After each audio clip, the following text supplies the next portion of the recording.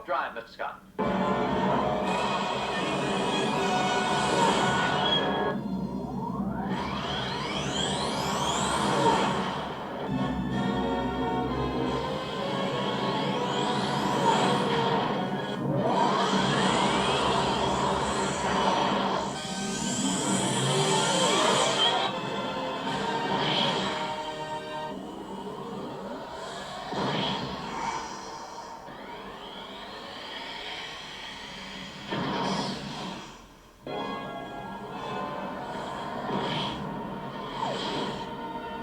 Warp speed now.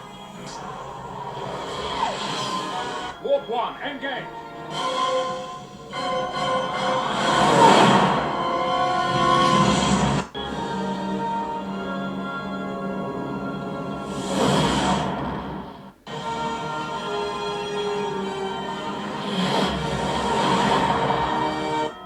Engage.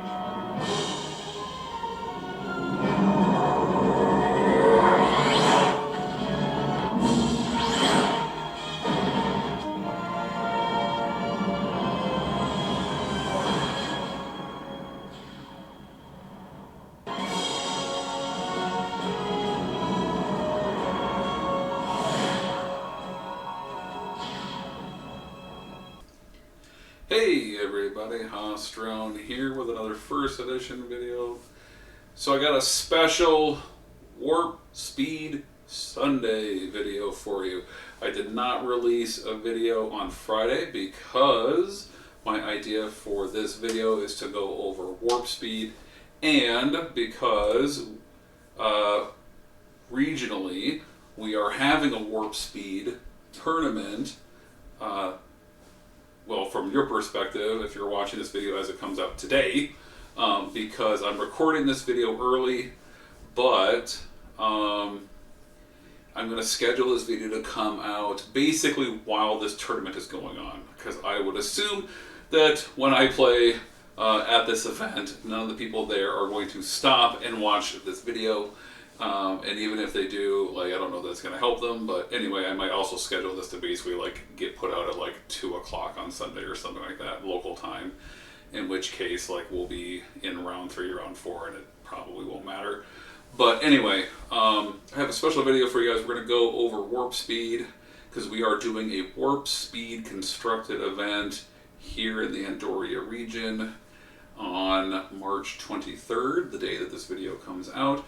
And I'm going to go over what warp speed is, the constructed version of it, and I'm going to show you guys the deck that I am busy playing right now, or just got done playing, or what have you, okay? So, here's the document on warp speed. You can find it here on the main page, down here on the left, warp speed rules sheet. It is the updated version from October 2023. And the rules for building a deck for warp speed are that you can have up to 3 missions, but you need to have at least 2, because you need 1 planet and 1 space, otherwise you cannot win. Your deck follows a 10-20 rule, no more than 10 seeded cards, missions do not count, and no fewer than 20 cards in your draw deck. Your draw deck can again be as big as you want it to be, but as a practical matter, you don't want to go too big, because the whole idea is you're just trying to like play an efficient deck that can just solve the problems, the dilemmas and so forth, and deal with opponents in this limited format. Your 10 seed cards can include 1 personnel, ship, or equipment card. It's your choice to be seeded face up. You may only seed 1 outpost, but you don't have to seed 1 if you're playing like the limited version, like the sealed deck version, where you can play with like alpha quadrant missions and crap like that. Then you know, you can have an outpost 2 or something like that. But generally speaking, you're going to need to invest 1 seed card in an outpost or other place that you can report your personnel, and then you are likely to include 1 personal ship or equipment card that's going to help get you going. And then also, as a practical matter, you're going to probably want to seed at least 1 card that is a play engine of some kind, because your draw engine is built into the game, and that's down over here, and that is that at the end of the turn, after you've had a normal card draw, you even up to exactly 7 cards. Either you're drawing or discarding. There's no need to ever put a draw engine in your warp speed deck. It's just play engine. You know, at least 1 play engine, if not 2. And then the remaining cards you want to have as dilemmas. Because if your opponent has 3 missions, you're going to want like at least 6, if not 7 dilemmas to be able to put underneath your opponent's missions. The missions come out in this fashion. One person starts with an outpost on their left side. Your opponent is essentially doing the same. If you both seed 3 missions, it's always alternating. So like it's always interlaced. Now if one person goes with just 2, then basically, you know, you would just like pull this like mission out or this mission out, and then like you're gonna have one person's gonna have like 2 missions next to each other. But as a practical matter, you basically always want to like put 3 missions in, okay? Because you don't want to have to face like 4 dilemmas each, or a 4-bagger and a 3-bagger at your 2 missions. You want to make the opponent spread out a little bit. So, constructed play. It is recommended to only allow cards with the Voyager property logo and the Delta Quadrant only locations. The recommended bans are full complement of shuttles and medical crisis, plus all modern ban list cards.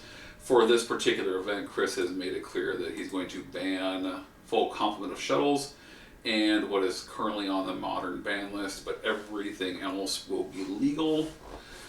In sealed play, it is encouraged that you customize a deck from 1 Voyager or enhanced Premier starter deck, plus matching expansion packs that the tournament director deems appropriate. Realistically, if in sealed play, you can do whatever you want, because in sealed play, all affiliations are compatible except for Borg, as if the Universal Treaty is in effect. However, matching personnel still required for mission attempts, ship staffing, etc., and there are no affiliation attack restrictions, so you can use packs from whatever sets you want, but you will pretty much need to have a Voyager or enhanced Premier starter deck to kind of keep things going. But you don't have to use matching expansion packs, in my opinion. If somehow you have, like, you know, Deep Space Nine starter pack, you know, expansion packs that you wanted to burn on something like this, you totally could. I mean, I wouldn't recommend that because they're expensive, but yeah, you can always make your own home cube. You can basically cultivate a kind of like cube list for sealed play for warp speed, and then you can do a draft. Like each person gets a like starter deck, quote unquote starter deck, of 3 missions in an outpost, and then you could then cultivate like, you know, 10 packs or something like that, and basically give, you know, people a chance to like cultivate, you know, draft a deck or something like that. So anyway, seed phases, it's outlined here. You do the missions first, and then after that, dilemma phase, exactly like in Modern, except you may not seed more than 4 cards under any one mission. So you know you could put like 5 dilemmas underneath their outpost mission, and then do like, you know, and then do 3 under their nearest mission, and then like leave the 3rd one blank, and then just set up like a ship wall or something to shoot your opponent out of the skies. They never get to the other mission. Can't do that.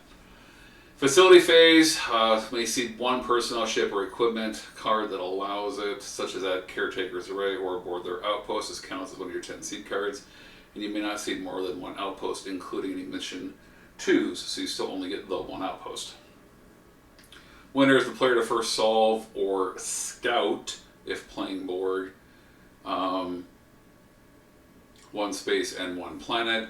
Points do not matter. If you have like 2 20-point missions, good for you. They're probably easier to do.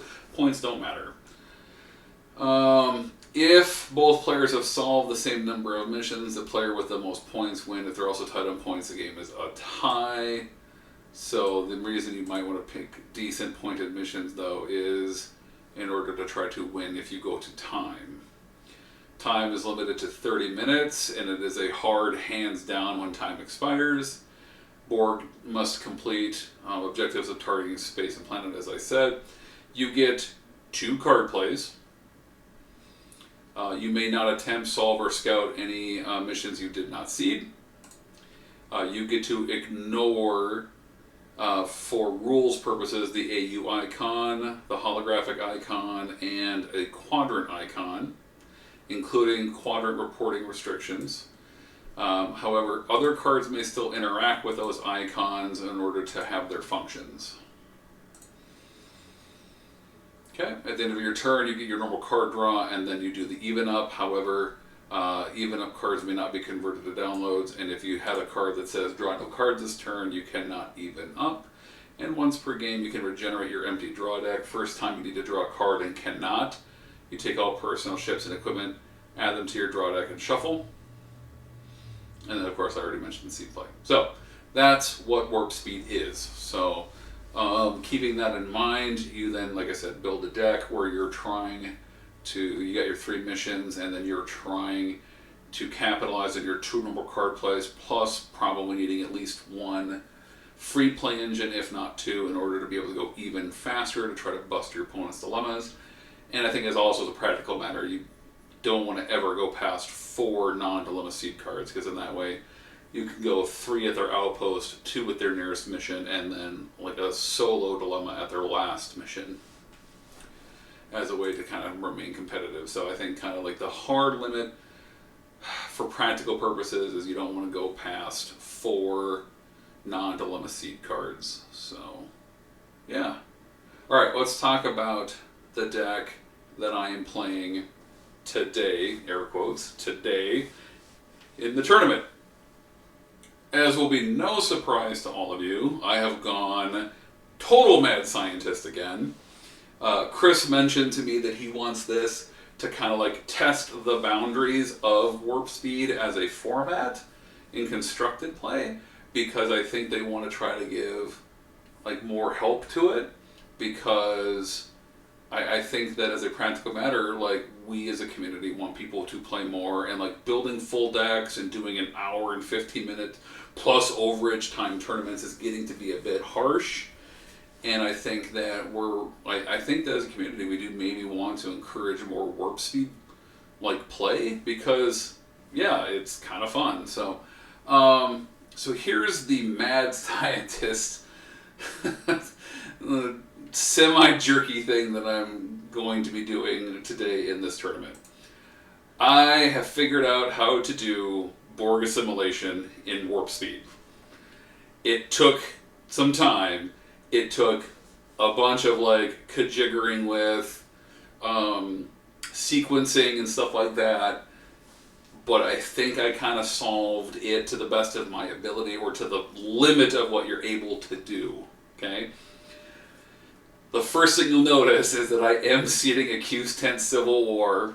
Q's 10 Civil War does have the Voyager icon, so there is a Q's 10 available, and I have shoved a bunch of Borg downloady stuff into that Q's 10 in order to make the draw deck hum as best as I can. I am playing with Inversion Mystery as my left mission, so that I can seed my outpost as a transwarp hub. It's an outpost. And that allows me then to also seed a transwarp network gateway on my opponent's outpost mission. And then I will be able to seed my Borg Tactical Cube. And that is a combination of, this is my ship, and this is my free play engine, and this is how I can quickly and efficiently get over to my opponent to whack them on their side of the board. Because otherwise you're trying to traverse this entire set of missions here. And in the Delta Quadrant, like a lot of the missions in the Delta Quadrant are 3 and 4s. And so like it would take 1 turn, 2 turns, like 3 whole turns for me to get there otherwise. So this is basically like if you're gonna do this, this is basically the only way to do it. You've gotta seed these 3 cards. Granted, you know, you get your outpost, you have which isn't really required because a Borg tactical cube is really the only like reporting engine that you would need to do this. So if you want to play non-jerk, like non-assimilating warp speed Borg, you could just seed a Borg tactical cube. But I would recommend not doing that. I would recommend, if you're playing like the non-jerk version, you would probably want to seed a Unicomplex so that that's your other free play engine. Because the Unicomplex will get you a Borg Queen or a unique drone or a unique ship for free, right? So you can play, I don't think there's any unique ships that you can play, but you'd be able to play some of the unique drones for free when you would have them in your hand. So, but the Civil War tent and the Transwarp Network Gateway, you probably wouldn't need to seed them at all if you're going to play friendly Borg. But I would argue that you probably still do need to see the Q's Tent Civil War because you need to be able to efficiently use the downloads that the Borg do in order to like make their deck run. So anyway, here's the draw deck. As a practical matter, we're doing assimilate species. To hammer our opponents, the only one that's available to us. So we get to our opponent. We see what is their predominant species, and we smash that species as hard as we can. And then we have 7 Borg Queens so that we are able to, and we're playing with the Voyager version, the Borg, this Borg Queen, because she can download a Borg event or interrupt in place of a normal card play. So if we don't have the drones we want, we turn one of our 2 card plays into an Awaken. We can turn it into an Activate Subcommand in order to go get them. She also downloads Cranial Transceiver Implant so that we can actually get access to our other objectives that we have. Now, gotta tell you right now, Quinn is a bit of a problem. But we solve the Quinn problem to a degree by playing with 2 of 9 and being ready, willing, and able to press the get stuff back button hard. So if our opponent does Quinn, that might hurt us like mid to late game, but it's not like it's going to keep us out of the game because we can just keep cycling a transceiver implant, play it, download it again if they want to keep doing that. They can do that 3 times, but that might win them the game, so to speak. But we are playing with 2 assimilate species straight up in the draw deck, and if we're hammering the opponent early, they're not really necessarily going to be able to keep us from doing that.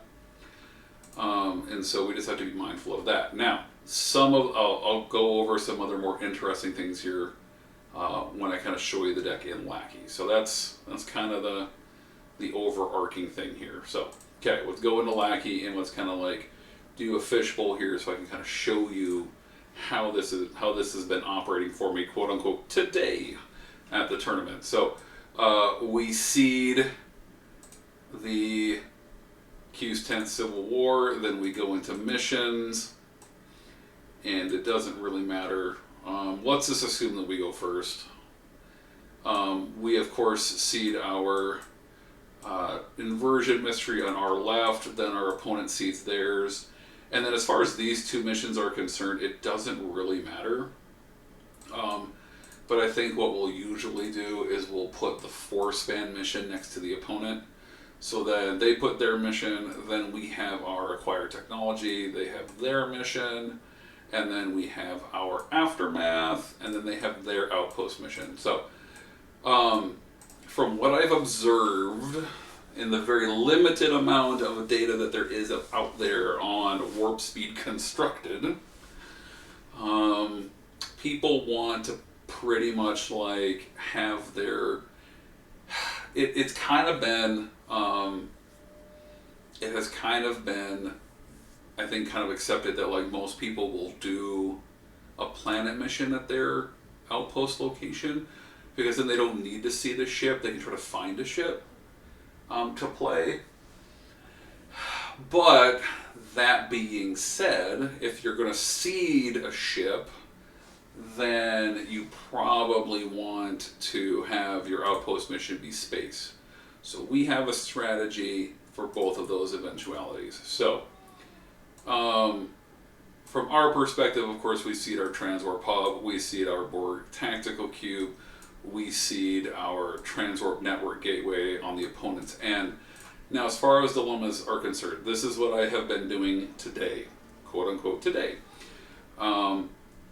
If our opponent starts at a planet, then we have scientific method behind a medical crisis. We're going to make them try to find both 3 science and must find 2 biology and 2 medical or a nurse. They need to find those things early and be able to keep them in play without me taking them from them via harassment. So that's our little 2-carder at a planet. Okay? And then if that's the case, then over here at space, what we do is we have the standard female love interest garbage scow and Ankari spirits in front of that, and we have a face-to-face in front of that. If we're behind, which is what we assume we are, because our strategy is to like do our 2 objectives mid to late game, we're going to assume that we're going to be behind on points, which means that we would get to choose the personnel to be killed, and then we're going to choose honor, and they would need to have 4 honor to get past Ankari spirits, and they're going to lose 4 people right off the get-go, which is then going to make it hard for them to possibly have the engineers they need to move a scout, at least for a turn or 2. Okay? And then we have spatial rift covering the last dilemma slot over here. It's dual, so whatever their 3rd mission is, we have it covered. Okay. If they go space, then we kind of change things up. We put these over here, of course, and then we assume this is going to be planet, of course, so we know that the medical crisis is there. We may want to flip-flop these 2, but it's unlikely.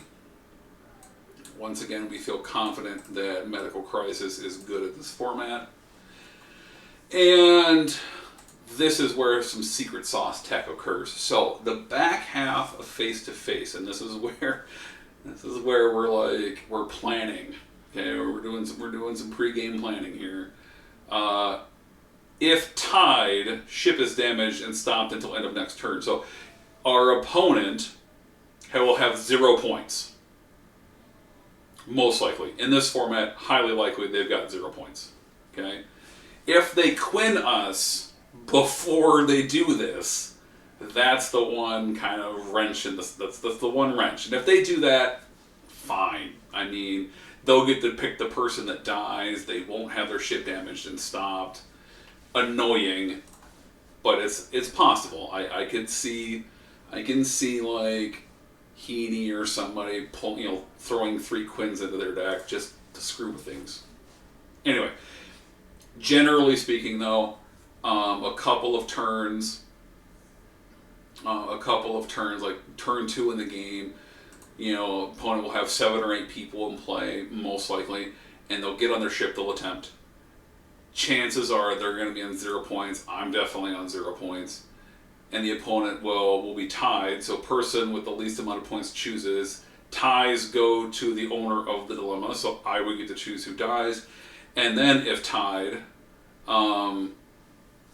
if tied, ship is damaged and stopped until end of next turn. So then what happens is that ship, their one ship, and the 7 people they probably put on board it, will be damaged and stopped until the turn. So now that ship is not available to them for the rest of this turn and the whole next turn, which means then that we can beam onto it and start smashing them. Like, if that's where their people are, if they micro-teamed the mission, well, then that ship isn't available. They'd have to play another ship to even attempt, which means that their people are stuck on their outpost, most likely.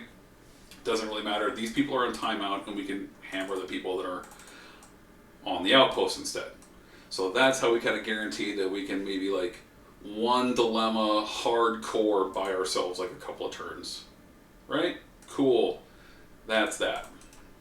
So that's our dilemma strategy that we've been going with today. Now, this is exactly the sort of like typical draw that I've been having with this deck. So, So we go red personnel for free with the Borg Tactical Cube. We have card play number 1. We go card play number 2. We go Awaken. We get ourselves this guy. And that goes to the discard pile. So that's our free play, our 2 card plays. Then at the end of turn, what we have is, we special download Borg data node, and then go to end of turn, we have our draw. We convert the draw to a Borg vinculum with him, and then we even up, and we get to draw 4. And then play passes to our opponent's turn.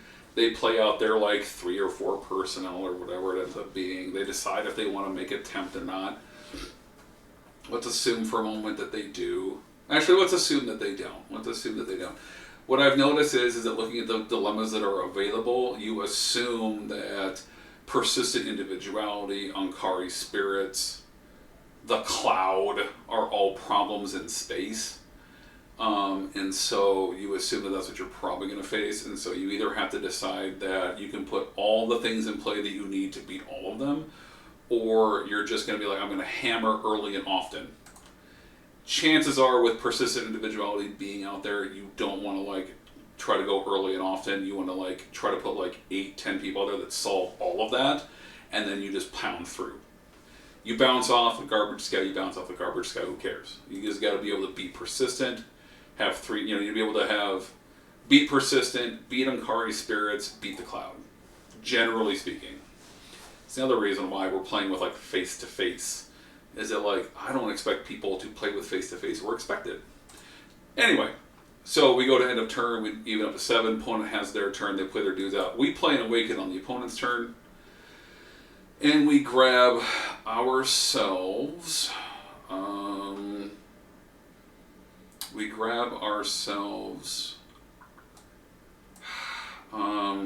It's either 3 of 9 or it's 7 of 9. I think we go with 7 of 9. Discard. And then oh no, it's not either of them. Derp. It is the twins. I'm sorry. It's the twins. Then the twins get us a special download of Maturation Chamber on the opponent's turn. That's what it was. Okay, and then we go to our second turn. We go free play red guy. We go free play guy to the Maturation Chamber. And then we have 2 card plays that are available to us. We don't really care about evening up at the end of this turn, and you're going to see why. So card play number 1 is we will get, we'll grab activate subcommands. Activate subcommands are going to get us, and here's the funny thing, we pulled we actually drew our primary target, which is cool. So what we can do then instead,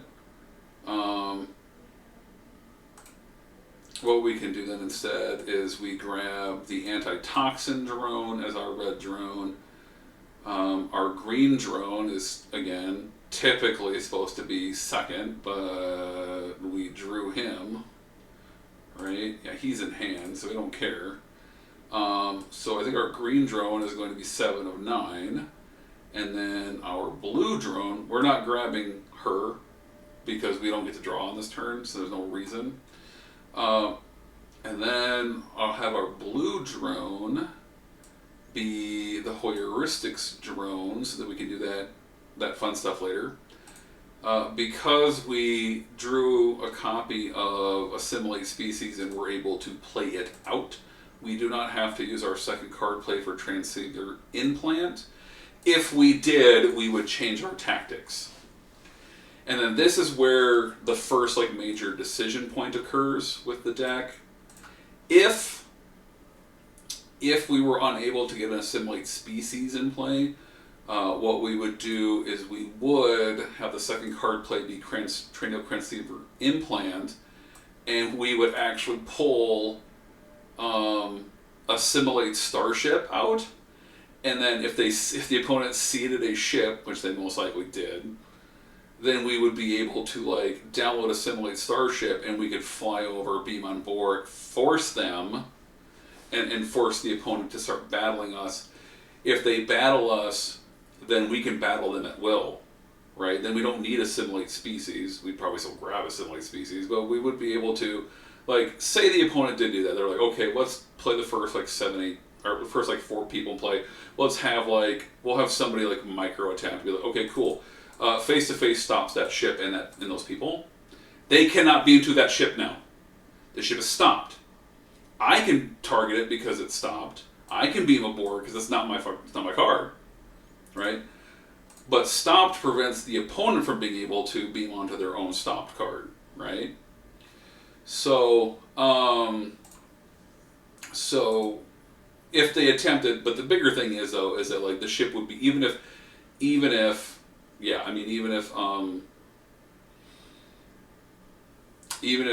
you know they could beam onto it, it wouldn't matter because like they don't want to battle us, because then if they battle us, then now we have unrestricted battle, so now we can battle at their mission and we can just blow their ship up. So they don't want to do that. That's my point. Is that like, let's assume for a moment that they did that. They're like, okay, we seeded a ship and whatever. We want to see what that first dilemma is. We micro team with one dude. He dies. Face to face stops the ship. Okay. Then what we would do is we would, with our second play, we would grab Cranial Transceiver Implant, we grab Assimilate Starship, and then we can target it. Let's assume that they didn't do that. Let's assume that they just did. They're like, okay, our plan for space is be able to beat those dilemmas as best we can. Cool. So then what we do instead is we have our second card play be Antitoxin's download of Borg nanoprobes. And then we are able to load everyone on board the Tactical Cuber. And along with all of our equipments, we would use the Borg data node to look at the top card of our deck. It's bad. Oh, we forgot to shuffle. Yeah. Sorry, we forgot to shuffle. Okay. We would probe, we would see it's green, so that's not good. So we are actually screwed. Generally speaking, though,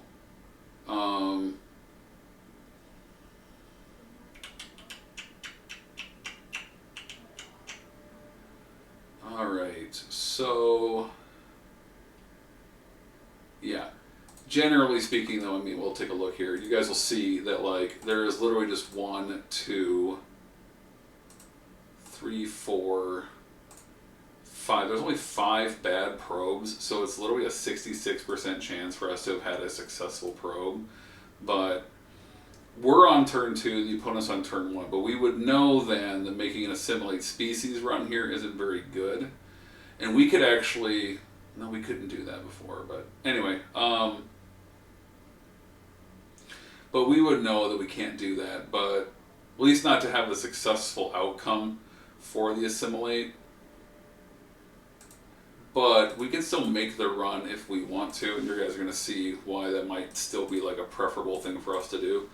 So this is what we would do. Like, even though we know we're not going to succeed on Assimilate Species, we're still going to go through. We're going to still have our annexation drone be able to beam through. And again, we know the opponent only has like probably 3 people in play. So we can literally just go, okay, let's beam over 7 of 9. Let's beam over 2 of 9. No, not 2 of 9. We'll beam over the antitoxin drone, and we'll beam over 5th. And we'll beam Borg nanoprobes over because we can. And then we will have 2 of 9 discard one of these extra queens to send. No, wait, we gotta wait on that. My bad. So we beam these things over, we assimilate species run, it doesn't matter what we target. We battle them, we hope one of them wins. Like, we assume one of them is probably going to win. Okay? Borg nanoprobes would allow us to abduct and assimilate, and so we would at least nail like one person. We'll say that fifth is the one that grabbed him. Okay? Then what we can do just to like dissuade our opponent from counterattacking is we would then beam over some more people,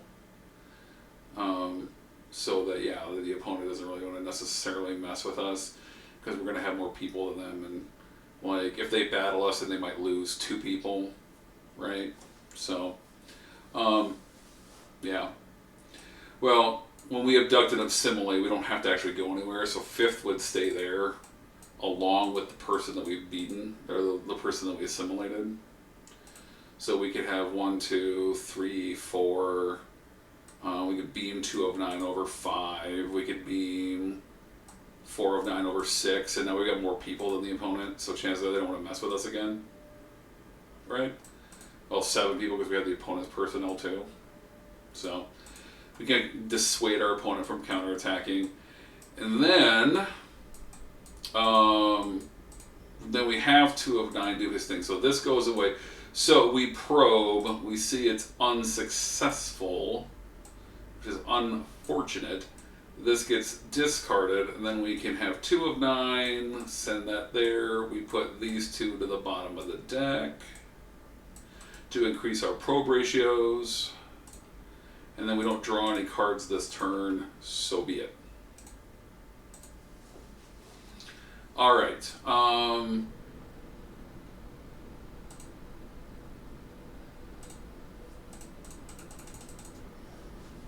Yeah. Opponent has their second turn. Maybe they're like, okay, I can't keep getting pounded here, so I've got to do something. So opponent attempts. They hit the face to face. The ship we're tied on points. Ship is damaged and stopped, and they have like all 6 of their people on it. Right? So we're on the outpost here with these people, and then we go to our turn, and we can go. This is the moment where we could very easily just kind of shut our opponent out in a lot of ways. So we could make a species run again. If they have a lot of like one species, we want to do that. If they have like a mixed bag, then we probably don't want to. So what we would do is we would go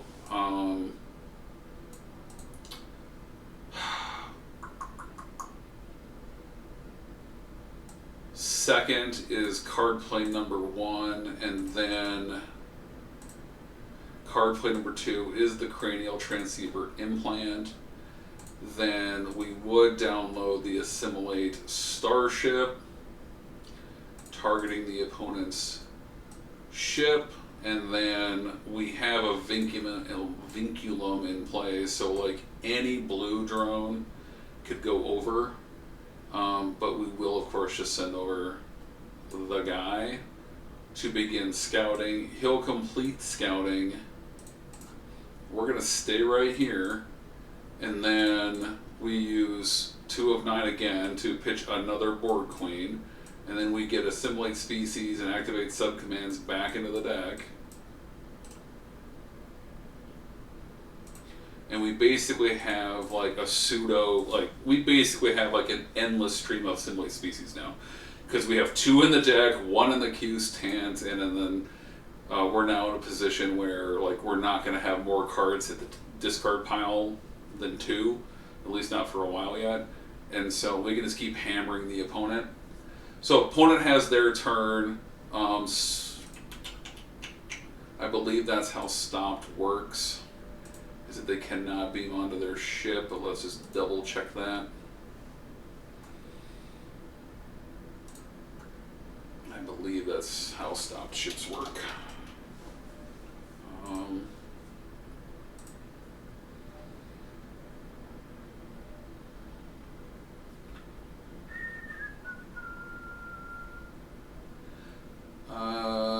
Stop ships may not fly, dock, undock, take off, land beam. Your personnel become stopped when they board your stopped ship. That's how it is worded. That's the reason why you can beam aboard your opponent's stopped ship if you have that ability and you're not stopped, because your personnel become stopped when they board your stopped ship.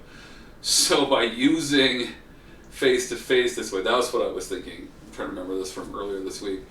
Is that like once face-to-face like stops that ship, we are now guaranteed to be able to go ahead. We're basically guaranteed to be able to go ahead and probably assimilate it, because if for whatever reason they like somehow play a second ship, they can't battle us aboard this ship. They'd have to battle our cube, which means that our cube's going to blow that ship up, and then we have unrestricted battle at that mission on our turn, even as board, which means then we just blow up the other ship, and now they're down 2 ships, and they gotta like find more ships, you know, and they're not gonna be able to get those ships back until they get all their draw deck gone, which, you know, I mean chances are, like, in warp speed format, it's like most people just kind of have like a couple of ships, and that's it, so they can't really risk doing that. So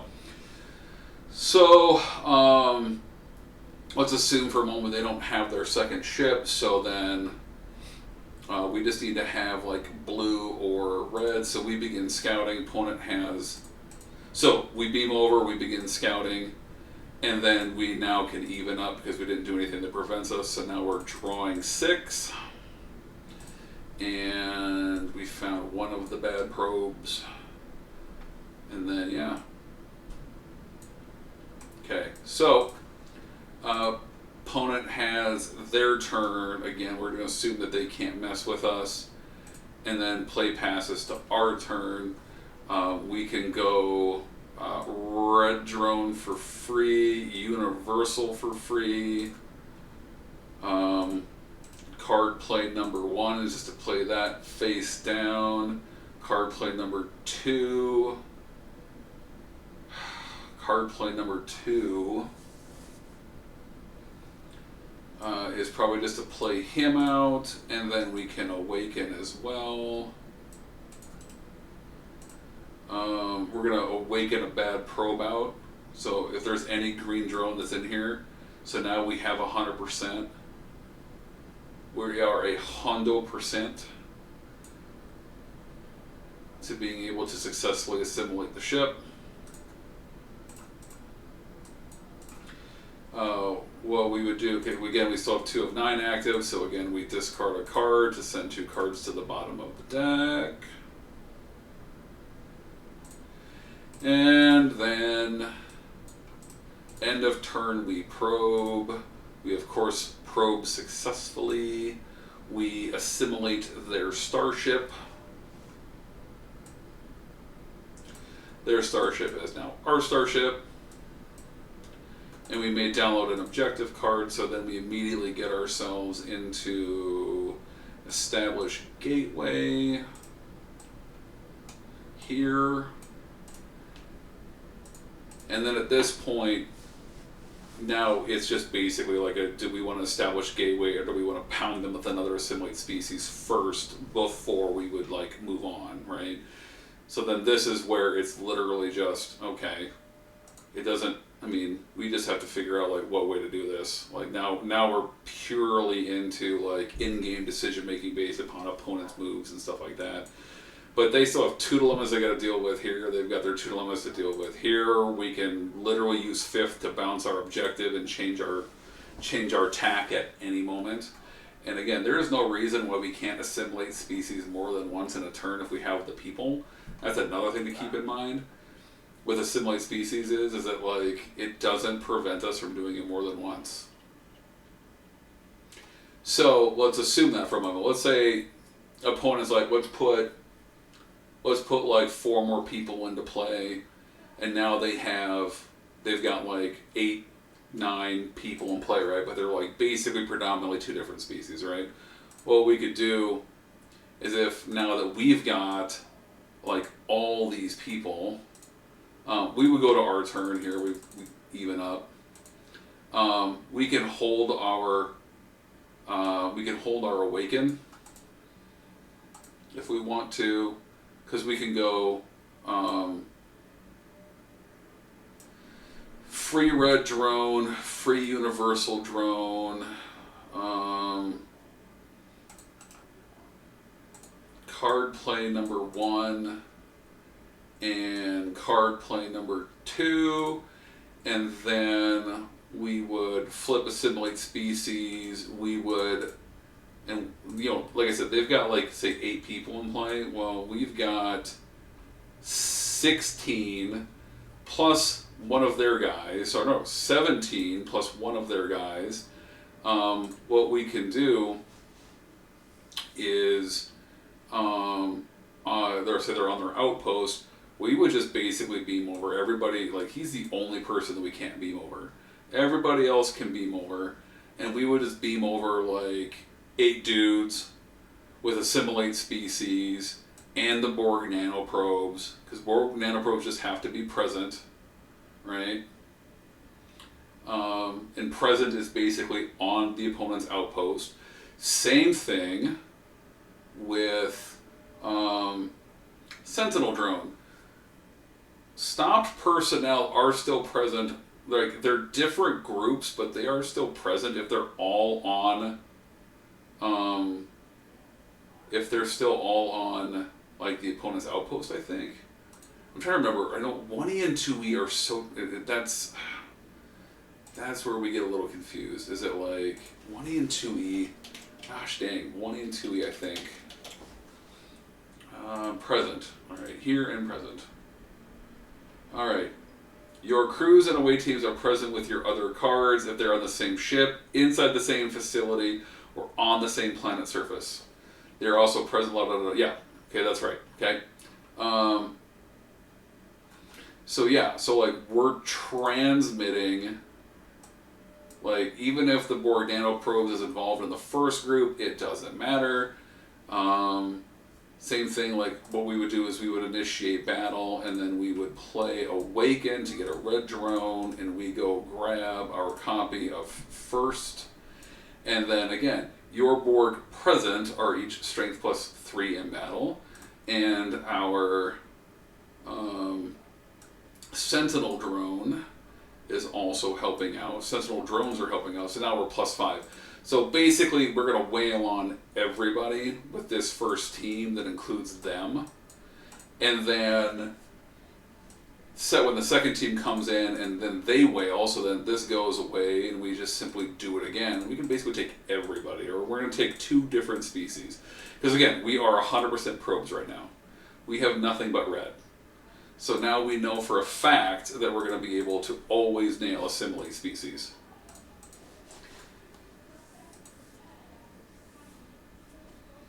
It's just a question of game clock at this point. How fast can we do it? How hard can we do it? And then we have to switch over to the opponent. Then we got to switch over to just an established gateway and doing assimilate planet. And with all of these Borg and crap like that, realistically speaking, the answer is that with Vinculum and skill doubling and all these personnel in play, we're not going to care about persistent individuality. We'll take a 7-person hit. We're just going to take a 7-person hit, and then we'll still have engineer. We'll blast our way through. We can beat, as long as we have honor of any kind. So that's the only thing that kind of is like sketchy, is that like we would need like our honor to get through, right? But even then, like, it stops us. Like, kills 2 people, but then cure. Like, chances are we're going to be able to cure with Exo and 3, whatever. It's also important to note that, like, as far as Borg Queen is concerned, I was looking at the dilemmas that are kind of like in the they're kind of in Voyager. Like, generally speaking, I think she needs to basically select honor or diplomacy. There is nothing with empathy, because as long as we have Astromet engineer elsewhere, kind of like medical and biology are a thing, obviously, for medical crisis, but again, with skill sharing and all this other stuff, it's not going to be hard for us to have that. So I think that once you actually like turn the corner, we would just like bust everything, then have to like, opponent has a turn, and then our very next turn, we complete scouting. We are 100% probe rate because established gateway, like we need blue. We would just get the red drone out. I mean, literally, we have 2 red drones, and everything else is a guaranteed hit. So, yeah, once you turn the corner, then it's just a question of like, can the opponent solve their 2 missions over the like 3-ish turns that you that it takes you. So anyway, that's what I have played, quote unquote, today during the warp speed environment. I am curious to see what our opponents do. Obviously, the biggest weakness, I don't think I mentioned it before, obviously our biggest weakness, our worst possible matchup is Kazon, but that's why we have this whole assimilate starship thing, because if our Kazon opponent, Kazon, I think, are immune to Kazon are immune to simulation. I don't know if that includes their ship, because it's like, I think it's Kazon personnel. I'll have to just double check here. Like, Kazon is obviously like our worst possible matchup, and we probably just lose that matchup no matter what we do. Let's go find Voyager. Kazon Collective Incident.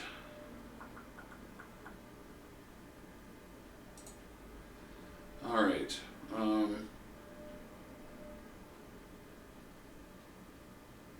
Oh yeah, your Kazon affiliation is immune to assimilation.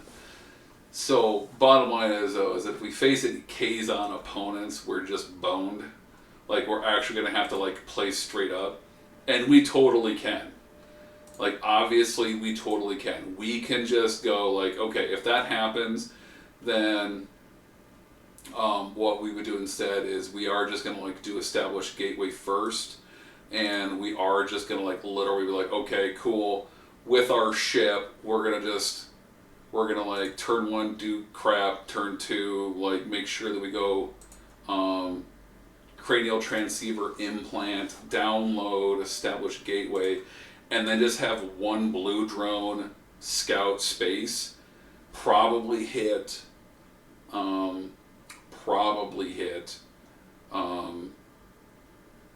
like the cloud, or probably hit this, or it doesn't really matter. But what we do is we just never put a bunch of people at it in space, and we just gotta like punch through. And then of course we have adapt negative obstruction. And like I said, with the cycling that we're doing, again, with the 2 of 9 cycling that we can do, the Borg data node can get us this adapt like repeatedly. This 1 copy of adapt repeatedly. So 2 of 9 is in a lot of ways like the absolute all-star of this build. So we do have eliminate starship for if somehow our opponent gets caught up like on our mission. We had a slot in the Q's tent for it, so. But anyway, we'll see how I did. I mean, again, this is me in the past, not knowing how well I'm going to do. But what I expect to see is I expect to see Hirogen. I expect to see Federation, like a Voyager deck of some kind. You know what I mean? Like, I expect Voyager just because, like, my friend Mark is going to be there, and he loves Voyager. So I expect that. I expect Heaney or somebody will play the Vidians, so, like, and that's where Adapt Modulate Shields comes in. Our data node gets Adapt Modulate Shields, and we can shut down super annoying Vidian Harvesters. It's kind of funny, but, like, if our opponent, this is what's really funny, if our opponent is like, hey, I'm going to open in turn, they're going to see, like, a search for spares at our inversion mystery. I'm going to search for spares inversion, whatever. And then I'm going to, like, and then I'm going to claw your cube. I'll be like, cool. I'm still going to just, like, opening turn this, da-da-da-da, and then I'm just going to, like, immune I'm going to immune with Adapt Modulate Shields. It'll just get nasty, but it won't be like this horrible thing. Like, that's what Vidian Organ Bank clawing your opening ship is a bit of a question mark. Like, you know, but here's the thing. My cube starts off seated at and docked at the Transwarp hub, so they can't do that. They won't be able to claw right away. But what is going to happen is that most opponents will think, oh, I'm just going to sit here with my organ bank at your inversion mystery. And it's like, I can battle you at will, dude. I don't know if you want to do that. So, like, you know, because their thing allows us to initiate battle. Like, so, like, I can guarantee on turn 2 I'm going to have this cube staffed, and then I just blow your organ bank away. So I don't know that that's necessarily a good idea. They probably just go organ bank down here and just sit down here with it. But then if they leave it undocked, man, we can surprise them. So anyway, lots of ins and outs. This should be a super fun tournament. I'm very excited. And now, as a final thought, what I'm hoping to do is I'm going to put, I've probably already done it at this point, so it's probably up on the boards. And I'm going to have a discussion with, like, the guys at this tournament. I'm going to have a discussion with, like, the guys I'm traveling with, Mark and Drew. I'm going to have a discussion, you know, with James and Chris, and I'm hoping that Jason Tang can show up, but it's unlikely. But I'm hoping to have a good discussion amongst the community as to whether or not warp speed can be expanded to the other properties. Like, what cards, what rules structure would need to be put in place for this to be expanded to being beyond Voyager. So a TNG, you know, TOS, like, you know, original series warp speed, TNG warp speed, Deep Space Nine warp speed, Enterprise warp speed, movie property logo warp speed, you know, like what cards would need to be identified for each of those.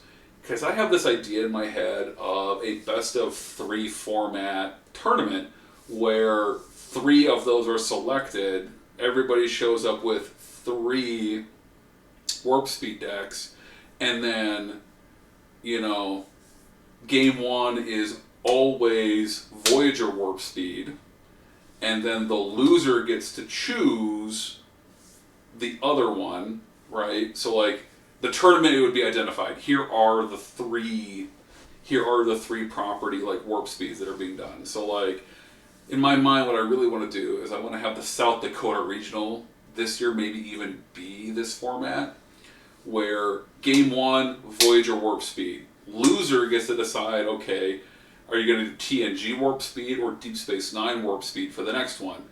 And then, should they win, then obviously the loser of game 2 then, well, doesn't matter because there's only one left, but then game 3 you go to the other one. So, like, start with Voyager warp speed, or we could even have it be a thing where you coin flip, and the person who goes first in the first match, like the person going second, actually gets to pick which one is the first one. So, like, coin flip, player A wins the coin flip, player B gets to choose the property for the first game as their, like, quote unquote, like, consolation prize. Then game 2, the loser obviously gets to choose the next one, and they get to go first. Be a really cool thing. It could be a really cool way to, like, us having, like, you know, a format where we can get, like, a best of 3 thing going. So anyway, I hope you really enjoyed this video. Please like and subscribe. Please leave your thoughts in the comments below. I would love to hear from you guys what your thoughts on constructed warp speed could possibly be going forward, as a way for, like, getting new players in. Like, this is a very simple, fun way to, like, have, like, totally new players dip their toe into playing first edition, which is kind of like my thought as to why I feel like warp speed is a thing that needs to be, like, pushed forward. So anyway, hope you enjoyed the video. May the profits be with you.